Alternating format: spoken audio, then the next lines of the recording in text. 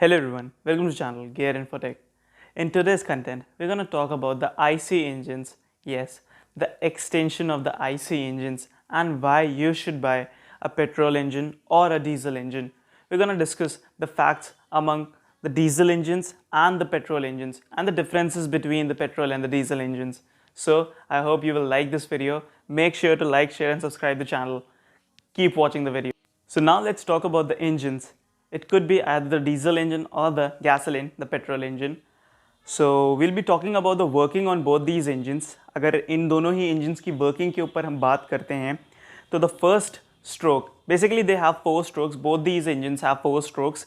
So if we talk about the first stroke, पहले stroke के बारे में बात करें तो the first stroke is all about the intake. The second stroke is the compression, and then after the compression it comes to the combustion. After the combustion comes to the exhaust.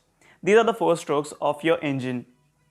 Now talking about the gasoline, the petrol engine, if we are talking about the petrol engine में आपका होता ये है कि पहले intake होता है and intake के time पे आपका air and fuel का mixture, that means the mixture of your air and fuel both enters the engine at the same time.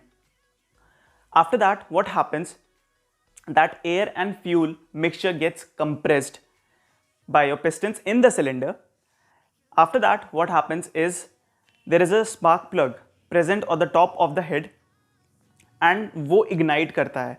So when it ignites, there is a blasting in the cylinder itself and which produces power. That power is then self given to the transmission system and then that transmission system provides it to your wheels and that is how your car runs. इसके बाद में एक आपका stroke और आ जाता है, that is the exhaust stroke. Exactly, yes, that is the exhaust stroke. So ये जो आपका exhaust stroke है ये आपका लास्ट हो जाता है. Same comes with the diesel engine. अगर डीजल इंजन की यहाँ पे बात करते हैं तो यहाँ पे बस बेसिक सा इतना अंतर आ जाता है कि इसमें स्पार्क प्लग नहीं होता है. दूसरा अंतर ये आ जाता है, अगर हम यहाँ पे डिफरेंस की बात करें तो जो सबसे बड़ा डिफरेंस आ जाता है कि जैसे पेट्रोल इंजन में the both air and fuel वो coming together in the engine and वहाँ पे उसका मिक्सचर हो रहा था, यहाँ पर ऐसा नहीं होता है. What happens in the diesel engine is only air comes in the engine first, then what happens, the air is compressed at a very high temperature. After that diesel जो है आपका थर्ड स्ट्रोक में एटमाइज्ड form में उस air के ऊपर droplets में गिराया जाता है. वहाँ पे आपके जो होते हैं इंजेक्टर्स होते हैं, फ्यूल इंजेक्टर्स डीजल इंजन में, वो आपका एटमाइज्ड फॉर्म में डीजल को वहाँ पे स्प्रे करते हैं एयर के ऊपर, जिसकी वजह से इंजन के अंदर ब्लास्टिंग होती है. तो ये तो बेसिक सी वर्किंग हो गई आपके डीजल और पेट्रोल इंजन के जो इंजन्स की वर्किंग है.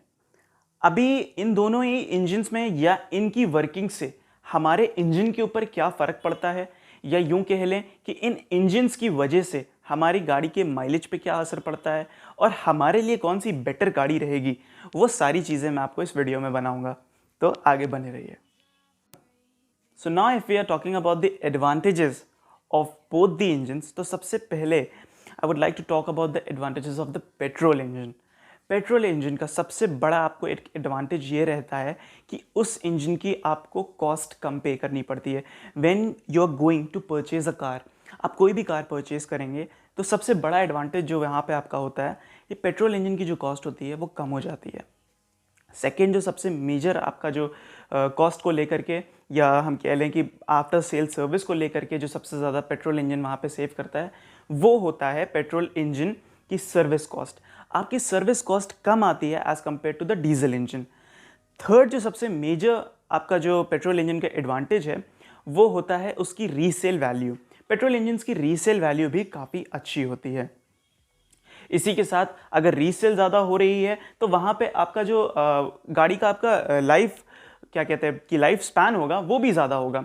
सो petrol engines have a good life span, और you can say better life span as compare to the diesel engines. So these are the some advantages of petrol engines. इसके अलावा petrol engine का एक सबसे बड़ा फ़ायदा ये होता है कि पेट्रोल इंजन आप जब भी कैबिन में बैठते हो तो कभी भी आपको वाइब्रेशंस का, पहली चीज़ नॉइस की, या किसी भी तरीके की रगेड सी चीज़ नहीं फील होती है. It feels like you are sitting in a very comfortable car. ये more like to a luxury ज़्यादा मैं इसको कहूँगा कि पेट्रोल इंजन्स ज़्यादातर हमें लग्जरी ज़्यादा फील कराते हैं and very refined, very smooth to drive होते हैं। दूसरी चीज़, पेट्रोल इंजन्स की अगर हम बात करते हैं यहाँ पे, तो पेट्रोल इंजन्स के साथ सबसे अच्छी चीज़ ये भी होती है कि हम जब भी हम उन्हें ड्राइव करते हैं या हाईवे पे ड्राइव करते हैं या कुछ भी कहीं भी ड्राइव करते हैं, तो हमें ड्राइव करते वक्त वो फील मिलता है। जो पावर हमें पेट्रोल इंजन की मिलती है वो ज़्यादा मिलती है as compare to any diesel engine. Petrol engines की पावर हमेशा ज़्यादा प्रोड्यूस करते हैं पेट्रोल इंजन्स।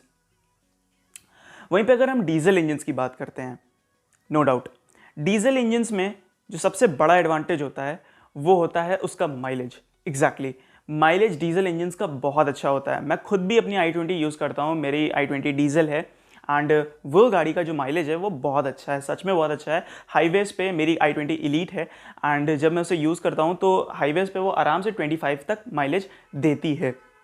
एंड मैंने बहुत बार उसको कुछ लोग कहते हैं कि मीटर पे गलत दिखाता है, तो मैंने उसको नॉर्मल तेल भरा के देखा, तो उसके बाद जो उसका माइलेज आता है, so it's like around 20 to 22 kmpl.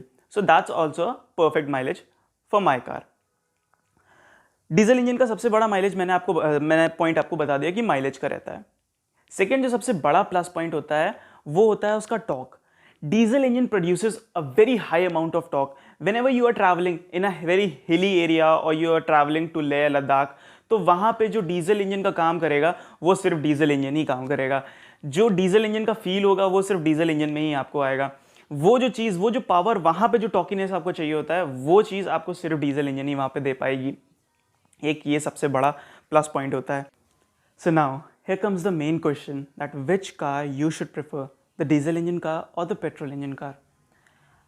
As I am a diesel car user, but I will suggest you a petrol car, because as we all have seen the changing scenario in today's world, it's a time of when EVs are coming and the IC engines are coming to an end. So at this stage, you should go for a petrol engine car. The first reason is that EV is a eco-friendly car, definitely. So you should go close to that car. Either you should choose a hybrid car or you should go for a petrol engine car. That's what I want to say. Then the second thing is that petrol engine cars, like as I was talking earlier, they offer you a low mileage, but now, as of now, all the companies are offering you a good range of mileage. Hyundai is working on its mileage. Suzuki is also working on its mileage. Suzuki has shut down its diesel engine back in 2020.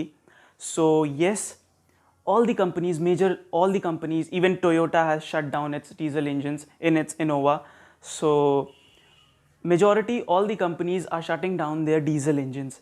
And if you will go for the diesel engine, the resale value for your car will also get down. So it's better to choose a petrol engine right now so that you won't be having any problems in future. Plus, I would also suggest you that if you are planning for a car, for a petrol car, then you can also go for a hybrid car. Yes, hybrid car, it will give you a good resale and it's a new technology, new product. So you can also go for a hybrid car. Right now we are also having a lot of hybrid options like Honda City, Toyota Urban Cruiser, Suzuki Grand Vitara, Toyota Camry. All these are a good option. So what I think, you should go for a hybrid or a complete EV, or if you are planning to buy a petrol engine car, or if you are planning to buy an IC engine car, then you should go for a petrol engine rather than of taking a diesel engine. Yes. So that's all about this video. I hope you like this video. Make sure to like, share and subscribe the channel and stay tuned for all this technical news.